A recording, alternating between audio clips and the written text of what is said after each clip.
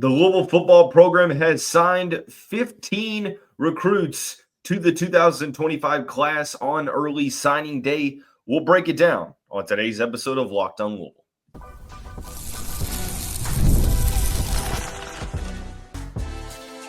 You are Locked On Louisville, your daily podcast on the Louisville Cardinals. Part of the Locked On Podcast Network, your team every day. Card Nation, what's going on, everyone? Welcome into this Wednesday edition of the Locked On Louisville podcast. I'm your host, Dalton Pence. This is my fifth year covering the University of Louisville, third year hosting this show. And I want to take the time to thank you all for making us your first listen of the day. Today's episode of the show brought to you by FanDuel. New customers can place a $5 bet, and you'll get started with $150 in bonus bets if you win that first $5 bet. All you have to do, visit FanDuel.com to get started. What better way to break down what happened for the Louisville Cardinals during the 2024 early signing day than to bring on my good friend, weekly co-host of the show, former University of Louisville football recruiting assistant Grant Mulligan. G-Money, welcome in, man. Hey, we can finally talk about a Kentucky victory, man. Let's get it. Let's get a CARDS. Let's go. Dude, I'm hyped out of my mind. I don't care that they're 4 and whatever, dude. I don't care. Yeah. Because we talked about last week about how I wish this was our Super Bowl. And to me, this was. That, right? And I did that so bad. And then the day after, our Chargers beat the Falcons, hence why I'm wearing the powder blue. People don't like when I wear blue, but I'm going to for the Chargers. Well, listen, this is all about the Louisville Cardinals. Early signing day was today. A rather uneventful day for Louisville. They signed the 12 commitments that they had. They did get 3 new commitments on the day. We'll discuss each of those 3 to start the show. We'll identify who our 2 favorite prospects in the class are, both respectively. And we'll talk about the early portal losses. Currently, as of Wednesday, December 4th at around 4 Eastern time, Louisville has had 11 players enter the portal. So, Grant, we know that Louisville has put a lot of their eggs in the transfer portal basket. That's how they plan on, sort of filling the roster next year. And it seems like that's going to be the way moving forward. Louisville probably going to have about 15 to 18 guys per class moving on.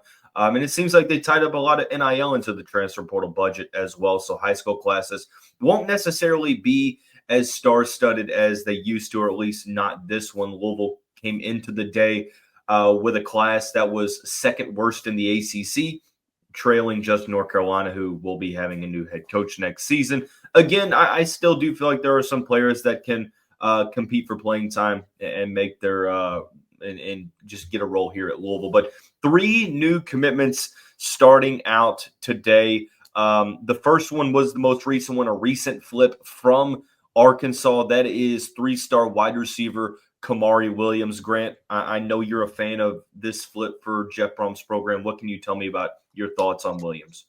Freak time, showtime. You always know I always love when we get a stud receiver flip. And though it may not show in the stars, if you look at the offer sheet, this was a guy who was courted by a lot of big programs, obviously committed to an old friend of ours, offensive coordinator, Bobby Petrino. Who? Bobby at Arkansas, in a fairly productive offense down there. So, and like I said, he was courted by a lot of other programs. The thing I like about him, he may not be the most initially explosive, but I love what he brings in terms of ball skills and what he can do after the catch.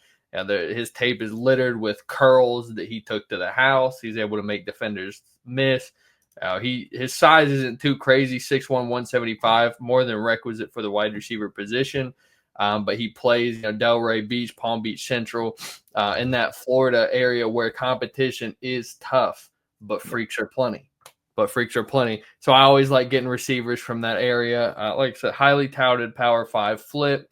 I think that he, especially considering where we're at with the wide receiver room as it stands, he's probably one of the guys in the class who can press for the earliest playing time.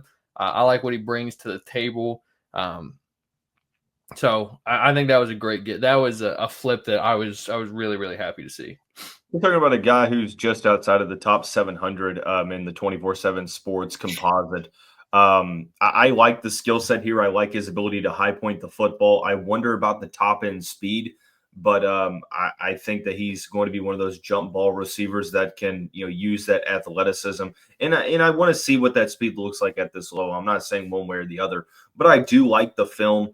I like the offer sheet. Obviously, I like the area that he's coming from, being able to play really well in that area. Guys get overlooked all the time.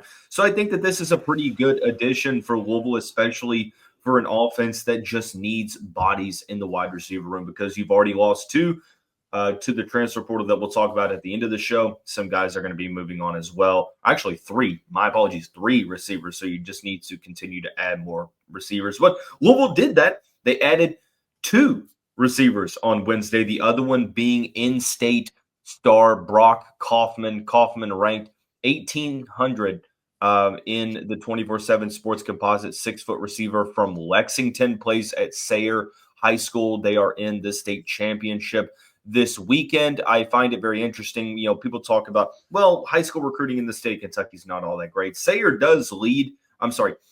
Kaufman leads the state with 24 touchdowns.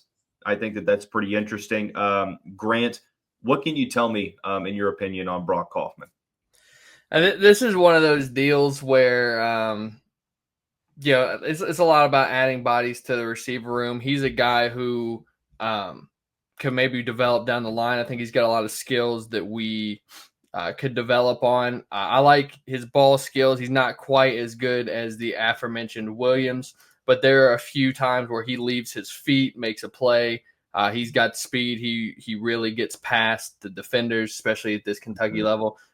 Again, in-state, it's always a little bit harder to gauge how talented a guy really is. He looks a little bit smaller than the listed 6 foot, but he's very, very productive. And what you want to see whenever you see players at a lower level of competition at high school is dominance. And he put up touchdown after touchdown after touchdown. He's also a two-way player, played the other side.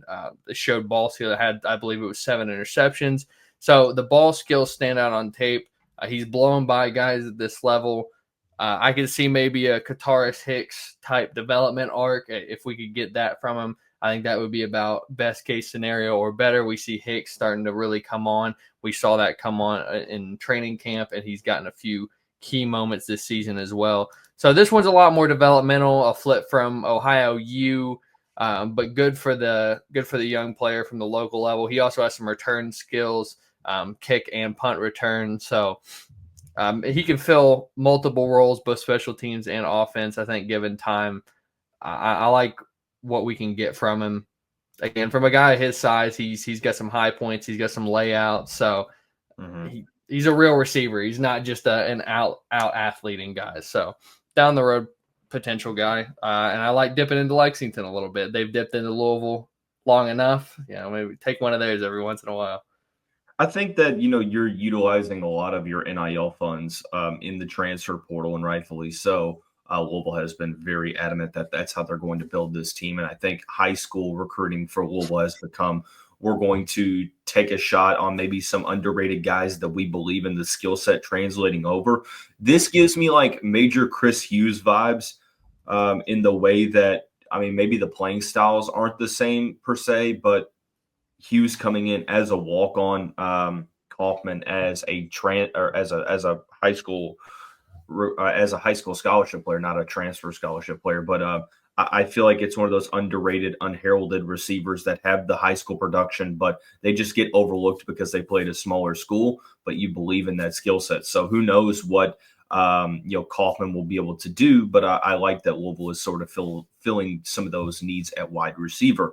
One other spot that I felt like Louisville needed to address, with future guys, is the defensive line department. And they did that with currently an unranked player in Bailey Abercrombie from Moody, Alabama. Now, I will say that from the people that I've talked to, it seems like he's going to get ranked in the new rankings because he has had a fantastic season. We're talking about a player with 27 tackles for loss and over 50 total tackles on the interior of the defensive line. He is wrecking games in Alabama's 5A classification. So, I mean, this is the type of like unranked player that I'd be okay with taking a flyer on.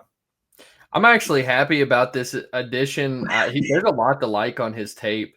I'm watching it here. I have been watching it here, and he's got a lot of force in his hands. He's got requisite size. It seems that the staff has really prioritized recruiting the state of Alabama this class, Yeah. 2 of our highest rated, and as well with Abercrombie. It's pretty interesting as that's not been one of our hottest recruiting grounds, but of course, anywhere in the South like that, it's got talent growing on trees. But he was a guy who was very unheralded. The offer sheet doesn't reflect that of somebody who was unranked. It's not like he had a 5-star offer sheet, best offer being Arkansas, but he had some other really solid mid-majors.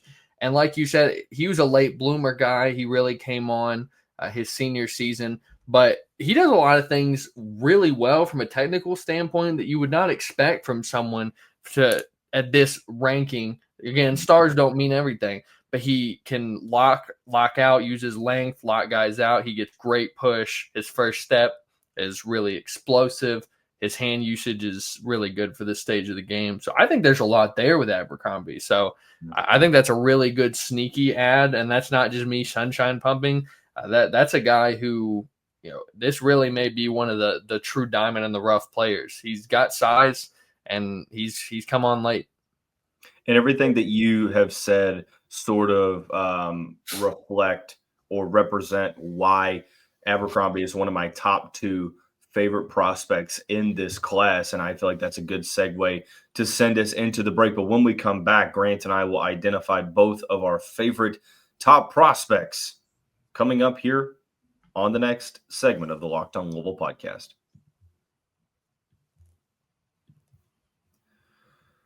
Cardinal fans, if you hate the team you drafted in season-long fantasy but want to stay in the action, you need to join Better Together, the first cooperative daily fantasy platform where teamwork triumphs.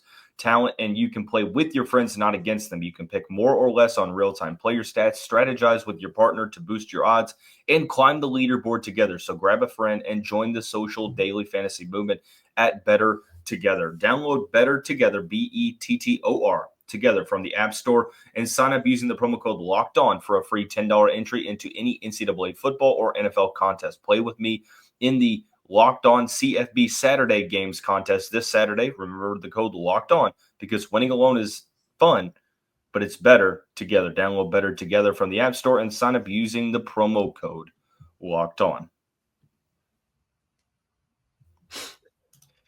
We're into this second segment of this Wednesday edition of the Locked On Louisville podcast. Grant Mulligan joining me once again this week. Grant, I already mentioned that Bailey Abercrombie is one of my favorite prospects in this 2024 early signing day class for the Louisville Cardinals, and part of it is because of what you said. I like the use of the hands. I like that he's becoming a late bloomer. Arkansas offering tells me some things.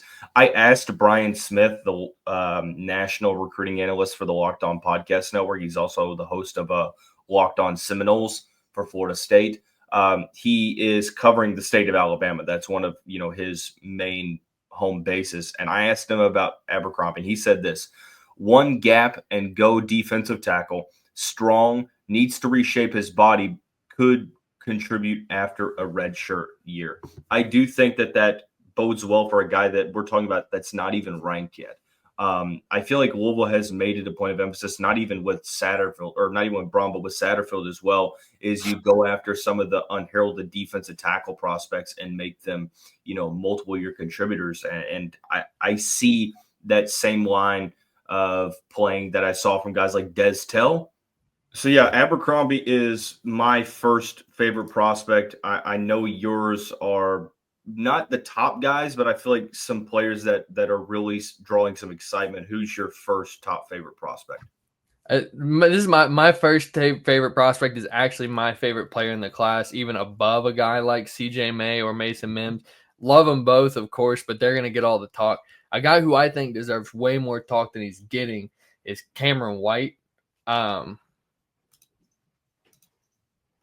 Yeah, sorry about that. There was some crazy noise just happening outside my house. I apologize to the Louisville fans. Cameron White is a linebacker who has a way more impressive offer sheet than what a guy who's an 86 rated 3-star was. And it's not just fluff either. He took an official visit to Michigan in November.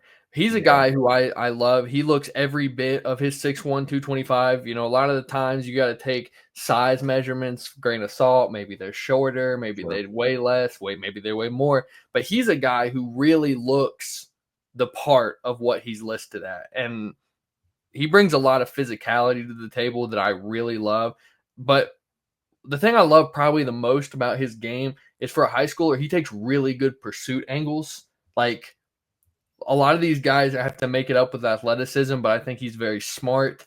He's willing to be patient, but whenever he's ready to trigger, he comes downhill in a hurry. Like most high school linebackers at this level, he's better in the box. He's better in run support, but they've moved him around to the edge. They have him rush the edge sometimes. They have him drop in coverage. Mm-hmm. So he's a guy who can really do a lot for you defensively, and he's a guy I really like. I think he could be a contributor, especially given where we're at with the linebacker room. He might be able to make an impact early on. He's my favorite guy. I really like what he brings to the table. One thing that it feels like Louisville is prioritizing when recruiting linebackers under Jeff Brohm is just the speed and being able to cover sideline to sideline. I think that is it's essentially key for this team, and I know that the next player that you're going to talk about fits that mold as well. I'll go ahead and spoil it because you did mention that they do play the same position. That's Caleb Matalo. And I sort of get those same vibes from him. What makes him your second favorite prospect to discuss today? Well, thanks for spoiling it, Dalton. I really appreciate it. That's what I'm here for, man. I didn't want to tell the fans. Anyways, I really like what we get from both of these linebacker prospects. Well, I think Kamare White is a more polished. He'll be more ready day one. Yeah. I think there is a ton to like with Caleb's game.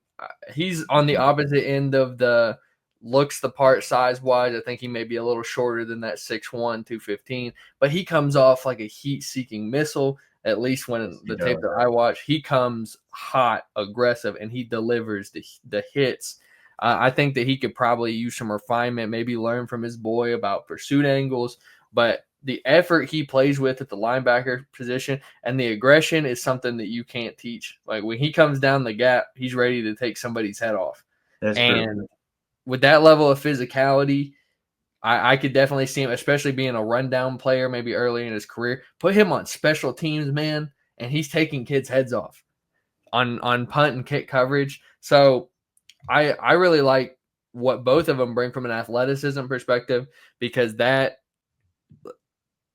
something that you could build upon. That's a foundation that you can build upon with time. And even if Caleb is not as big as listed, we've had think about a guy like CJ Avery, who was definitely he was a sub 6 foot linebacker, but he was a stud here and a fan favorite, and he played great ball for a long time. I definitely think that we could see somebody maybe fit that mold further down the line of his career. Not going to say he's going to make the early impact that CJ did, but I see a lot of similarities in the game. Undersized linebacker who's excels in coming down and laying the lumber. So I really like, from both of our stand-up linebackers, our off-ball linebackers, I love what we got.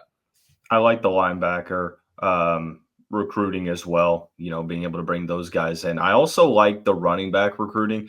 Look, I know you have Isaac Brown and Duke Watson, and it's going to be hard to convince guys to come in and play right away, obviously, but I do think you have a good running back option for the future. And John Maurice Wilder from Venice, Florida, was a guy that we flipped from James Madison, was actually committed to Colorado at one point, ranked just outside of the top 1,000, 5'9", 180 pounds.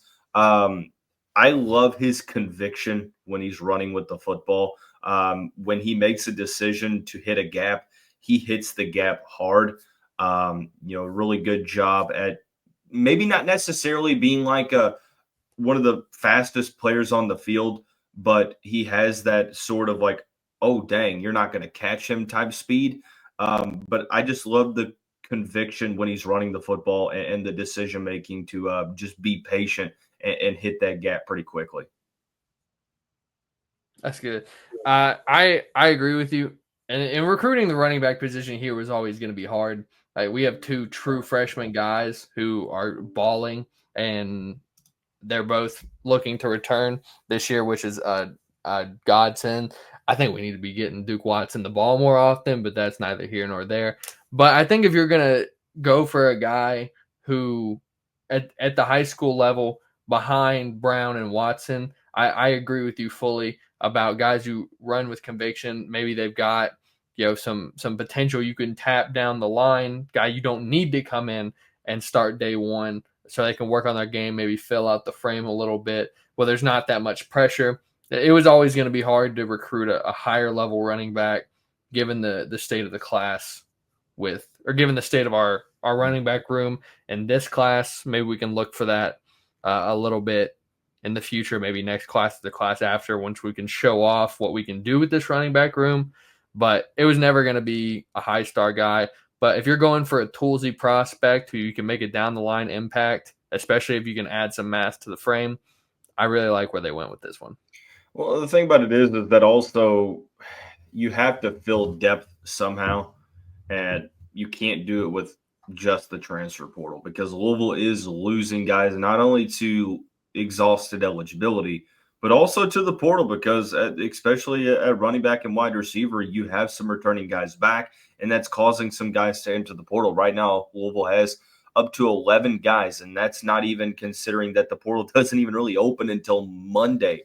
So we're going to talk about some of the early portal losses, who was expected, who wasn't expected, coming up in the final segment of this Wednesday edition of the Locked On Louisville podcast. Cardinal fans, like I said, today's episode of the show brought to you by FanDuel. Get ready to tackle the NFL action on America's #1 sportsbook. Right now, new customers can bet $5 and you'll get started with the $150 in bonus bets if you win. The app gives you everything you need to place live bets on the NFL all in one place. All you have to do is visit FanDuel.com to join today. Getting started with $150 in bonus bets if you win that first $5 bet on FanDuel.com. Never waste a hunch. Make every moment more with FanDuel, an official sportsbook partner of the NFL. And we're back for the final segment of this Wednesday edition of the show. Just got done discussing the early signing day 2024 class for the Louisville Cardinals. So I guess really 2025 class on the 2024 early signing day. But now our focus will shift to the portal, where Louisville will look to once again for the third straight year have one of the best portal classes in the country. They are going to have to overlook some of the departures. Right now there are 11.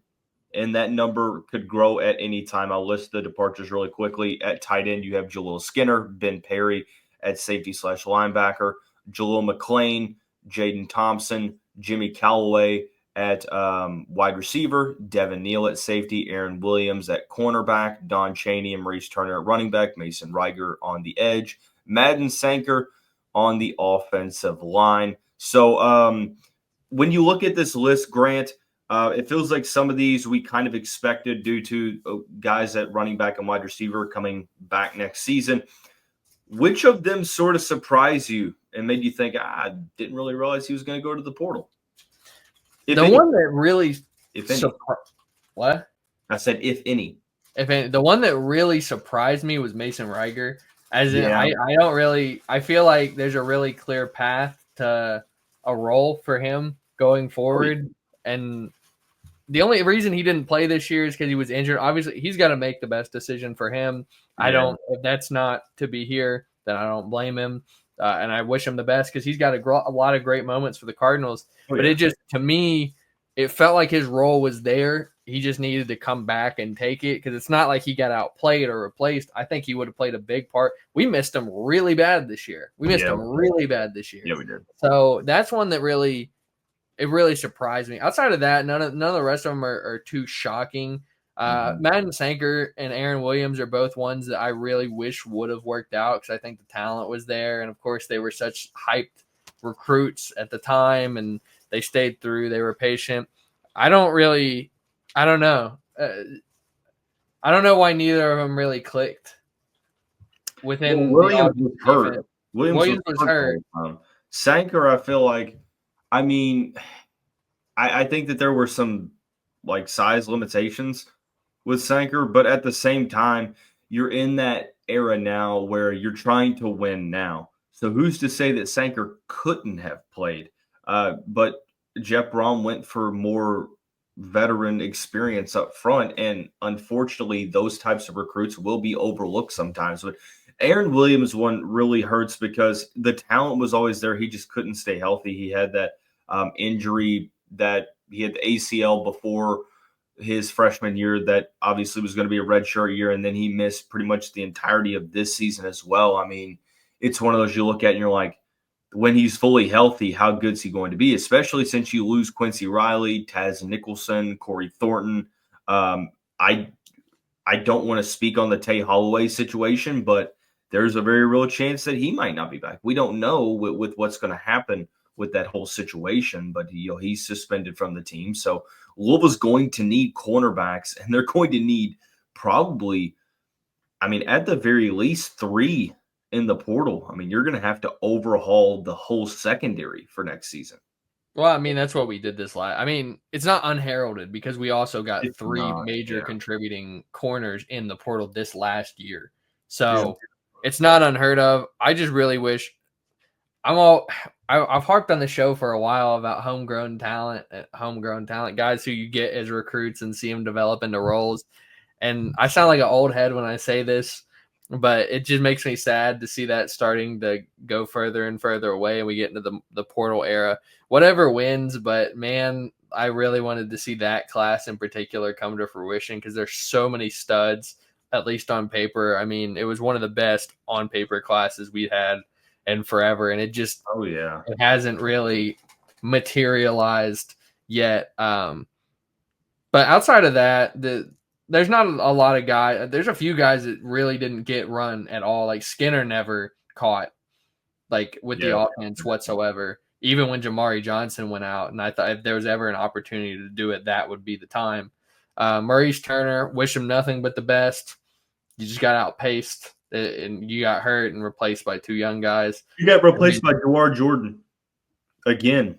The Cali to the Ville movement seems to be done. Jalil McClain and Aaron Williams both in the portal. I'm not too bent out of shape about Jalil McClain. What happened with Pierce Clarkson?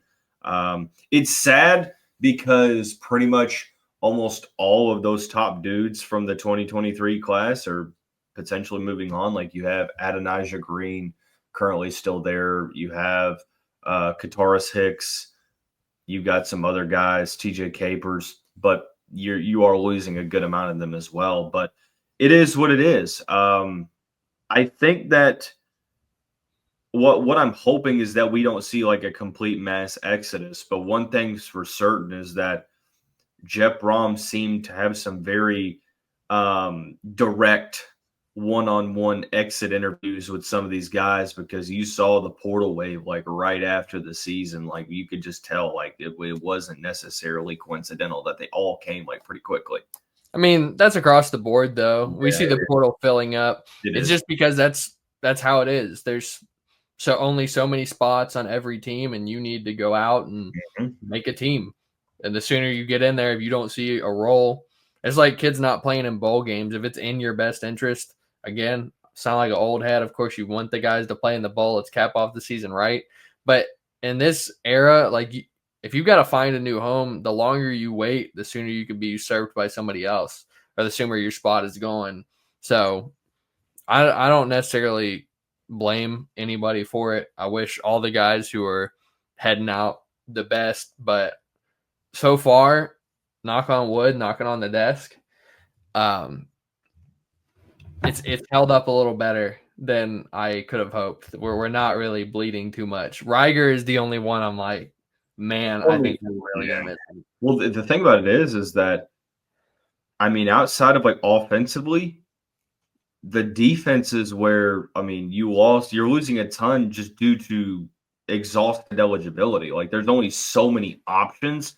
I'm really glad that the offense is returning the 2 running backs, or so we think. Lacey's back. Hopefully Chris Bell is back, and hopefully Jamari Johnson's back, and then a good amount of the O-line, because that takes away the spots that you just have to completely overhaul in the portal. And it's not cheap. Like, you are a victim of the market. And I mean, we have not seen the NIL side of things get regulated yet. So we're continually seeing the bar set high each and every offseason. So that's something that we'll have to pay attention to. But when Grant comes back onto the show next week, hopefully we'll have some guys to talk about in terms of visiting, because you know that Jeff Brohm likes to go ahead and get his guys in. So we'll break that down. But that's going to wrap up this 2024 early signing day reaction episode of the Locked On Louisville podcast. We'll see you right back here